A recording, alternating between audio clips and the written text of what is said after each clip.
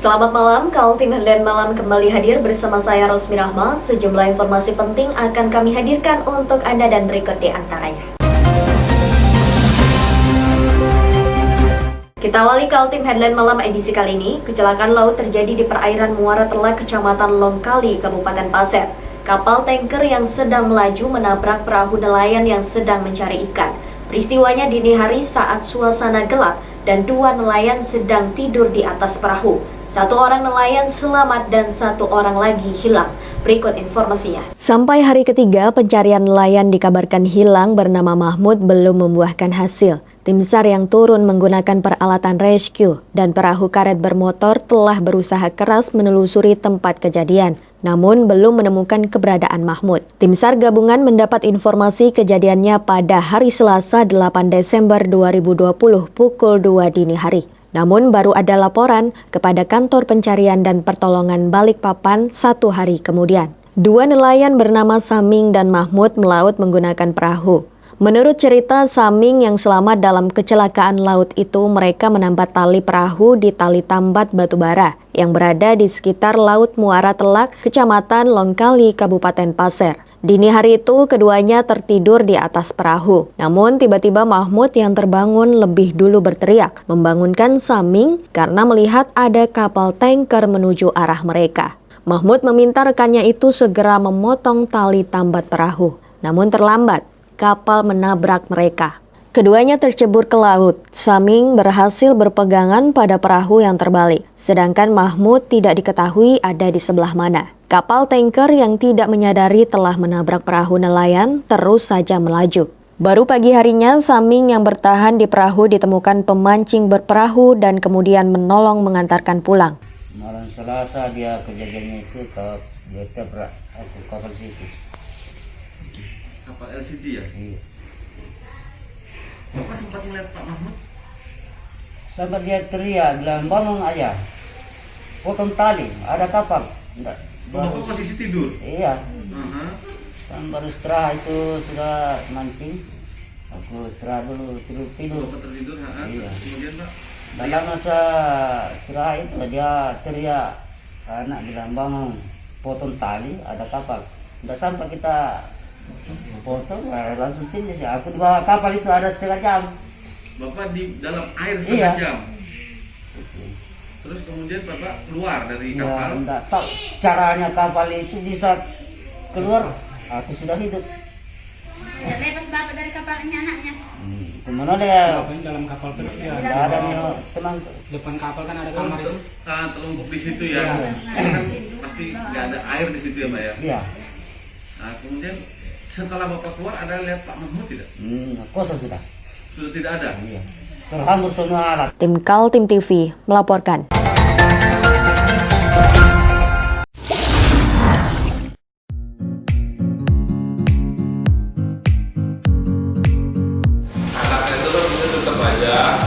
Cara mudah beriklan digital di Kaltim TV.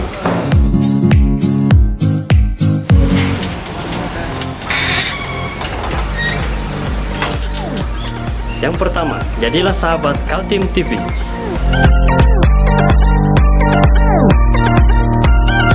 Dengan Rp1.000.000, para sahabat mendapat 20 kali tayang di slot berita kamu.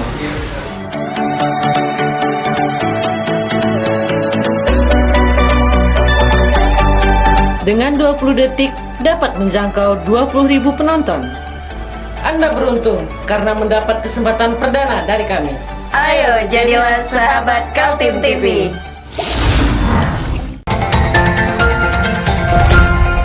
Foto viral Laskar FPI mati tersenyum ternyata hoax. Pemilik wajah dalam foto itu adalah Ahmad Mujahid, seorang marbot dan guru mengaji di Tenggarong, Kabupaten Kutai Kartanegara. Korban berusia 33 tahun itu masih segar bugar dan sudah melapor ke polisi. Berikut informasinya. Inilah foto viral yang beredar di media sosial. Foto itu menampilkan sosok wajah dengan tubuh dibungkus seperti mayat dengan menyebut jasad itu adalah satu dari 6 korban Laskar FPI yang meninggal dunia dalam baku tembak dengan aparat kepolisian. Foto mayat sedang tersenyum itu ternyata hasil editan. Sedangkan pemilik wajah sebenarnya adalah Ahmad Mujahid, seorang marbot dan guru mengaji di sebuah musola di Tenggarong, Kabupaten Kutai Kartanegara. Viral di media sosial nih. Alhamdulillah. Masya Allah, tabarakallah. Ya. Husnul khatimah, amin ya rabbal alamin. Jadi sudah lawas kah atau hanya harganya gambar dah? Itu gambar kemarin itu pas waktu acara Habib datang itu kan tulis kayak itu. Korban Ahmad Mujahid mengakui hanya membuat foto selfie dirinya dan memposting di grup WhatsApp. Pada foto itu dia hanya menampilkan tulisan Bismillahirrohmanirrohim, namun ternyata ada yang jahil mengedit dengan narasi dirinya adalah korban penembakan oleh polisi yang terjadi beberapa waktu lalu. Sama sekali penembakan seperti ini, dia mengira, dia sadar seperti ini, dia ada tujuan motif lain selain daripada seperti yang dijelaskan Bapak tadi. Yang foto siapa? Yang foto selfie saya sendiri. Oh, foto selfie ya, Iya. Foto selfie. Itu di dalam kamar ya? Dalam rumah. Di dalam rumah sampai. Dalam kamar, dalam rumah kecil. Saya tugas saya jadi imam rawatib di Langgar. Di tempat teman saya juga saya jelaskan juga kan masalah itu sudah. Oh, sehari-harinya sebagai Satu foto aja. Satu foto ya? Ya. Yang ketawa? Ketawa kan? Kalau ketawa nanti bisa aja nanti foto-foto barang nanti ketawa kan. Cuma yang seperti inilah yang menjadi viral. Masalahnya kan ini butuh orang melek tidur dan berakal mati. Nah, Kasus video viral itu sudah ditangani Barreskrim Mabes Polri di Jakarta. Kapolres Kukar AKBP Irwan Masulin Ginting mengatakan sudah berkoordinasi untuk mengetahui siapa pelaku yang melakukan editing dan menyebarkannya di media sosial. Kita tetap tindak lanjuti, sementara kita melakukan saksi-saksi termasuk korban dan ada satu orang saksi Ahmad juga. Kemudian saksi-saksi yang lain akan kita lakukan pemeriksaan untuk menemukan tersangka, khususnya yang mengedit dan meviralkan foto tersebut. Oh, status beliau Pak? Sebagai saksi korban. Oke, siap. Kalau yang mengedit dan memviralkan masih dicari Pak ya? Atau sudah ada bagian dari sementara jadi saksi? atau sudah tahu wow, orangnya di sini Di wilayah tempatnya? Sementara setelah kita koordinasikan dengan Barreskrim juga sudah menangani untuk yang pelakunya memviralkan foto tersebut. Tim Kaltim TV, Hardin melaporkan.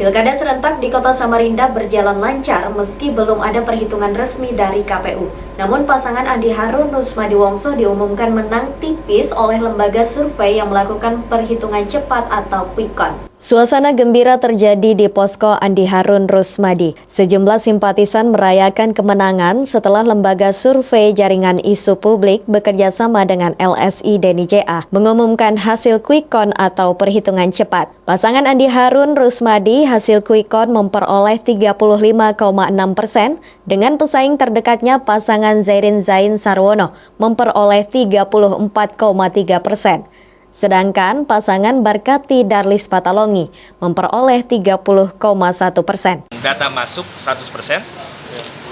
Di akhir memang karena trafiknya padat, biasa data agak tersendat, tapi alhamdulillah udah 100% dan dengan partisipasi pemilih di angka 49,11%. Ini tentunya juga satu hasil yang sebenarnya kurang menggembirakan ya, karena partisipasinya rendah. Kalau kita berkaca pada pilkada di Samarinda 5 tahun ke belakang itu di angka 50,sekian%. Memang hampir sama sih dari tiap pilkada di Samarinda di angka sekitar 50%. Dari 100% data yang masuk sudah bisa dilihat bahwa Untuk pasangan Pak Andi Harun dan Pak Rusmadi Wongso, hasil quick count kami antara LSI dan CIP di angka 35,64%, dan Pak Zairin Zain dan Pak Sarwono di angka 34,30%, dan pasangan Pak Barkati dan Pak Dalis Patalongi di angka 30,06%. Artinya ada selisih tipis antara pasangan nomor 2 dan pasangan nomor 3 di angka sekitar 1,34% ya, 1,34%. Jadi memang ini tipis sekali selisihnya. Ini mungkin agak mengejutkan ya bagi siapapun tentunya di Samarinda, karena di beberapa survei, mungkin termasuk survei kami kemarin seminggu yang lalu kita rilis survei yang kita lakukan di bulan November, surveinya di akhir November itu masih unggul, ada selisih yang masih jauh antara pasangan paslon nomor 2 dengan nomor 3 dan nomor 1. Waktu itu pasangan nomor 1 dan nomor 3 selisih di margin of error, saya sampaikan memang bisa jadi berubah posisi, dan ternyata terbukti. Dan perubahan posisi itu juga cukup mengejutkan. Kenapa? Karena ada penambahan suara yang cukup signifikan di pasangan nomor 3, yaitu Pak Zairin Zain dan Pak Sarwono.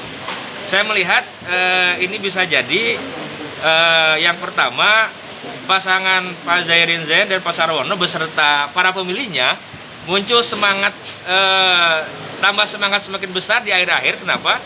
Karena hampir semua survei memperlihatkan mereka ada di paling 3 urutan.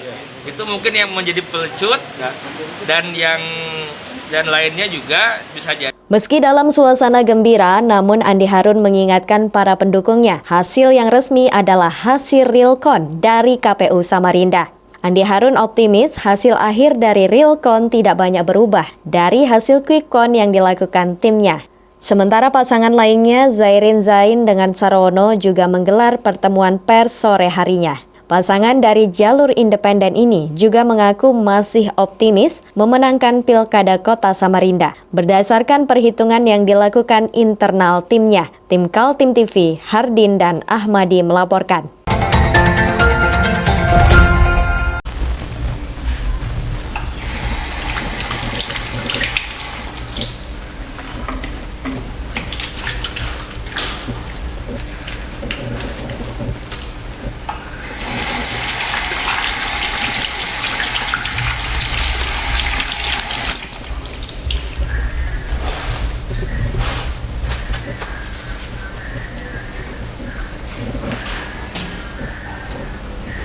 Meskipun di rumah saja, kita tetap selalu menjaga kesehatan, cuci tangan, menggunakan hand sanitizer. Ingat, mulailah dari diri sendiri.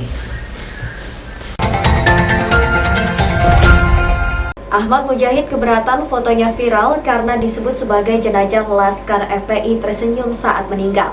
Dia berharap polisi menangani kasus hoaks tersebut dan mencari pelaku yang mengedit maupun menyebarkan di media sosial. Berikut informasinya. Warga bernama Ahmad Mujahid yang fotonya viral itu ternyata seorang marbot di sebuah musola di Kota Tenggarong, Kabupaten Kutai Kartanegara. Dia juga menjadi guru mengaji sehingga dia sangat terkejut. Namanya dikait-kaitkan dengan Laskar FPI yang meninggal dunia akibat insiden baku tembak dengan aparat kepolisian beberapa waktu lalu. Karena keberatan dengan berita hoax itu, dia mengadu ke Mapores Kutai Kartanegara.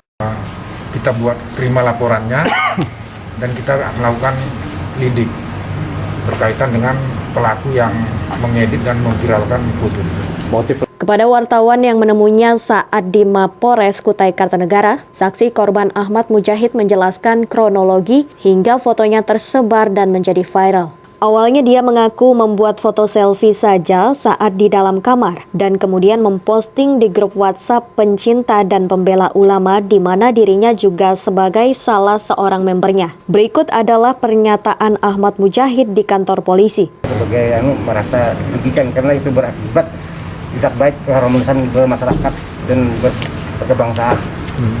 Kemarin kan itu ngirim ke WA grup.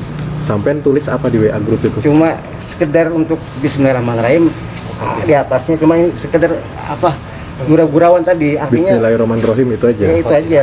Di narasi lainnya nggak ada. Gurauan ada menyangka sama sekali seperbakan seperti ini, dan mengira, ada sadar seperti ini, tidak ada tujuan motif lain selain daripada seperti yang dijelaskan Bapak tadi. Yang foto siapa? Yang foto selfie saya sendiri. Oh, foto selfie ya, Iya. foto selfie. Itu di dalam kamar ya? Dalam rumah. Di dalam rumah sampai. Dalam kamar, dalam rumah kecil. Saya tugas saya jadi imam rawatib di Langgar. Di tempat teman saya juga saya jelaskan juga kan masalah itu sudah. Oh, sehari-harinya sebagai apa Ahmad dengan postingan seperti ini? Jelas terganggu, makanya saya hampir tapi betul Pak Judam. Ada rasa ketakutan nggak ketika? Bukan masa khawatir ini bisa dosa besar ini Pak, ini kan menyangkut merugikan orang banyak. Bohongi orang lah. Bohongi publik kan uang kan. Uang. Kapolres Kukar mengakui kasus ini sedang ditangani berkoordinasi dengan Bareskrim Polri di Jakarta. Tim Kaltim TV, Hardin melaporkan.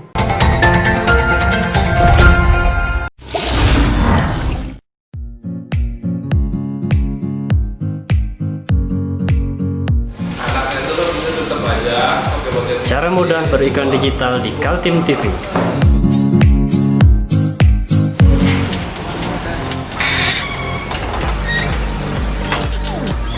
Yang pertama, jadilah sahabat Kaltim TV.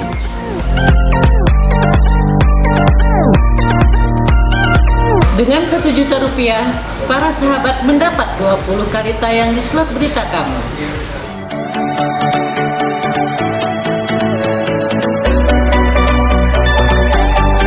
Dengan 20 detik dapat menjangkau 20.000 penonton.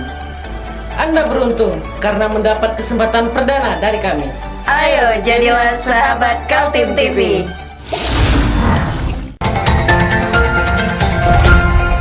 Kita beralih ke informasi selanjutnya. Pasangan calon tunggal pemilihan wali kota dan wakil wali kota Balikpapan Rahmat Masud klaim kemenangan mencapai 60% lebih pada Pilkada 2020 yang digelar pada Rabu 9 Desember 2020. Beginilah suasana pemilihan calon wali kota Balikpapan pada Rabu kemarin. Petahana Rahmat Masud saat melakukan pencoblosan di TPS 004 Kelurahan Baru Tengah Balikpapan Barat. Torehan sementara dari hasil hitung cepat yang dilakukan tim pemenangan Rahmat Tohari pada Pilkada 2020 mendapat kemenangan di 6 kecamatan Kota Balikpapan. Paslon Rahmat Masud mengatakan meski tak mencapai target, namun pihaknya sudah bekerja semaksimal mungkin. Rahmat meyakini dari hasil quick count atau hitung cepat yang dilakukan pihaknya unggul jauh dari kolom kosong. Paslon Rahmat Masud Tohari Aziz mendapat torehan suara sebesar 65,9% suara. Ya, Pak Haji, terkait hasil pilkada kemarin, apakah sudah merasa puas atau tidak? Ya, artinya hasil kemarin ya kita memang ngejar semaksimal mungkin. Ya memang target kita menang kan. Target kita ini kan cuma menang dan alhamdulillah itu bisa terwujud. Tentunya saya mengucapkan terima kasih kepada seluruh warga Kota Balikpapan yang telah turut serta mensukseskan pilkada. Ya alhamdulillah berjalan lancar, aman dan damai tentunya. Ya mudah-mudahan kemenangan ini adalah bukan kemenangan saya saja, bukan kemenangan tim, tapi kemenangan ini adalah kemenangan seluruh warga Kota Balikpapan yang telah melaksanakan proses demokrasi ini dengan sangat demokrasi sekali. Ya, walaupun saya calon tunggal. Adapun masalah hasil, ya alhamdulillah, artinya inilah hasil maksimal yang bisa kami buktikan. Ya tim-tim kami buktikan bahwa mereka sudah bekerja yang luar biasa. Ya penghargaan dan setinggi-tinggi juga kepada tim-tim, para relawan, kepada seluruh masyarakat yang mendukung saya. Insya Allah mudah-mudahan amanah ini selanjutnya adalah bagaimana saya bisa mengimplementasikan janji-janji saya dan betul-betul itu berpihak kepada kesejahteraan masyarakat Kota Balikpapan. Hasil dari perolehan suara sementara didapat atas kerjasama tim pemenangan dan semua tim relawan dan tetap menunggu hasil penetapan KPU. Dari Balikpapan, Muhammad Idris, tim Kaltim TV.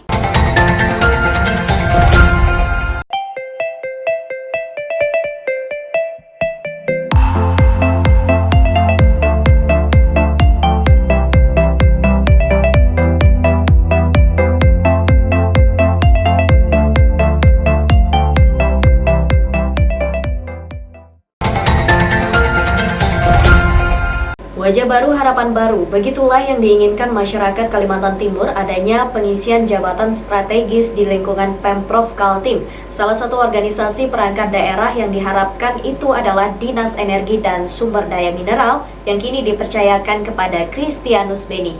Bagi masyarakat Kaltim, isu krusial sektor pertambangan saat ini adalah lubang tambang dan illegal mining. Dua isu dari pertambangan batu bara itu tidak pernah tuntas, meski sudah silih berganti gubernur maupun pejabatnya. Pekan tadi, Kepala Dinas Energi dan Sumber Daya Mineral Kaltim diisi oleh wajah baru. Dia adalah Kristianus Beni, dilantik oleh Gubernur Kaltim Isra Nur bersama 10 pejabat eselon 2 lainnya. Usai pelantikan, wartawan langsung mewawancarai Kepala Dinas ESDM Kaltim yang baru. Dia mengakui adanya dua isu penting itu dan akan membenahi. Ya mungkin terkait sama korban lubang tambang, ya memang itu tadi sudah saya sampaikan, itu semuanya kan tidak hanya SDM saja, bahkan keterlibatan semua para pihak, baik yang dari provinsi juga dari kabupaten kota dan termasuk aparat hukum. Nanti kita akan duduk bersama, kita carikan solusi baik yang memang sudah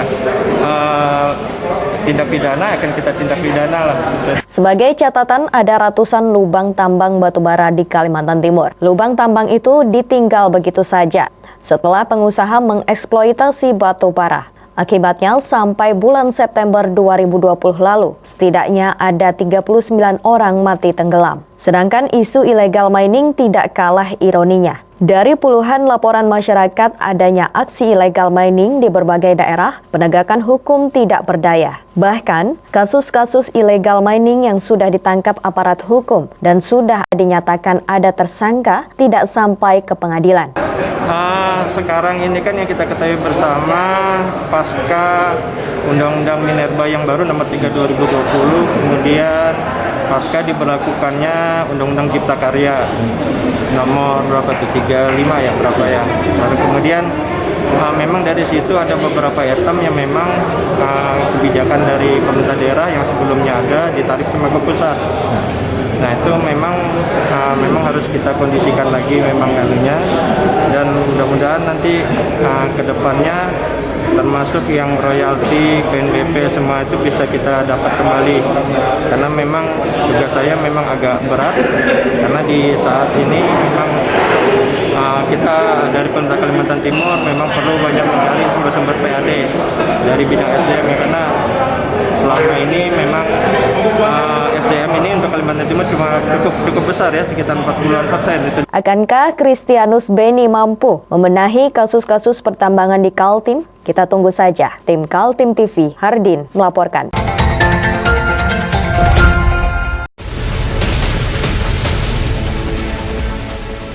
Mari kita memerangi virus corona dengan mematuhi imbauan pemerintah. Stay at home.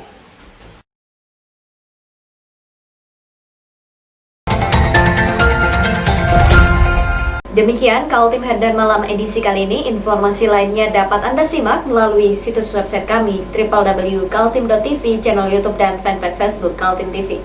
Jangan lupa untuk selalu patuhi protokol kesehatan. Saya Rosmi Rahma bersama kerabat kerja yang bertugas pamit undur diri. Selamat malam dan sampai jumpa.